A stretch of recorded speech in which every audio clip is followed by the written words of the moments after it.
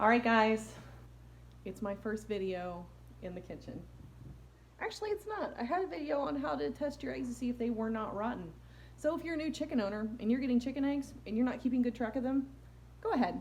There's a video right here for you on how to check your eggs to make sure they're not rotten and still good and fresh enough to eat. But today we're going to be preparing some sweet corn for freezing. And I've never done it before. So you guys get to learn with me. So today I've got a bunch of sweet corn that I've gotten from a local flea market, as well as some that I've gotten from my own personal garden. We're going to shuck it, boil it, make a brine to freeze it in. Then we're going to remove the corn kernels from the cob in whatever fashion that we think we should. And we're gonna go from there. So let's go, guys. Let's get some corn ready for the freezer. Let's start by preparing all of our ingredients for our brine. You're gonna need 3 cups of water, some salt, and some sugar. Go ahead, get a great big pot that's big enough for your corn and fill it about 3/4 of the way full with water. Next, put that on your stovetop and turn to high and bring to a boil. Then you get to shucking. Well, I'll be a monkey's uncle. That's glass, Jim.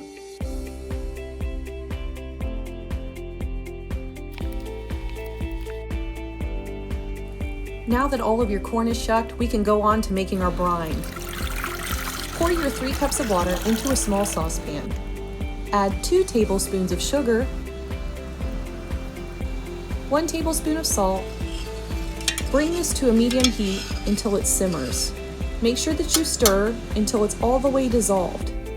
Now that the water is clear and your sugar and salt's dissolved, you can go ahead and bring your saucepan down to a simmer to keep it nice and warm until you're ready to add it to your corn. Now that your large pot of water has come to a boil, go ahead and place your corn into the boiling water. Let it blanch anywhere from 3 to 5 minutes.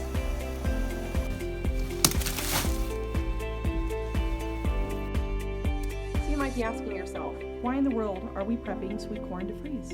There's nothing like fresh sweet corn in the middle of winter when it's out of season and you can't get it anywhere. So let's get back to it.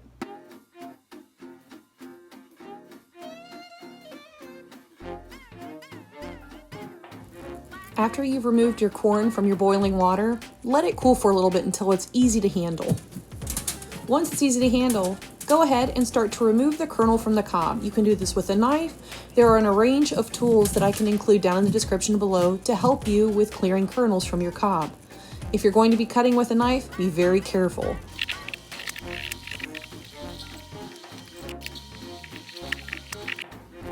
Once you're done dekerneling your cobs, go ahead and get a freezer bag.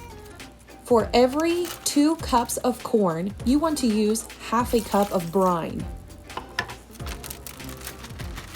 Once done filling, make sure that before you seal your bag, you're removing as much air as possible.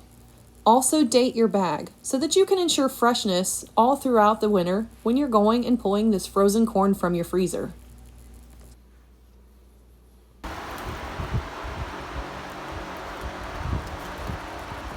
Pop that bad boy into the freezer and voila, you've just frozen your first batch of sweet corn. Whew, that was a little intense for me, but we got through it. So yeah, that's how you get sweet corn ready to be frozen. I've taken corn off of the cob a lot to make fried sweet corn because it's one of my family's favorites. So maybe we'll try doing that with the next batch of corn that we get. Probably not ours, because that purple corn and the glass gem corn isn't that great for eating. Really beautiful, not great for eating. We're learning from that. So maybe we'll make some fried sweet corn next time, or you never know, maybe we've got some jalapenos to pickle and can. That might be the next video you see us in the kitchen. But until next time, guys, thanks so much for being with us here on Mulberry Branch Farm. Remember, stay healthy out there and be kind to one another. Thanks.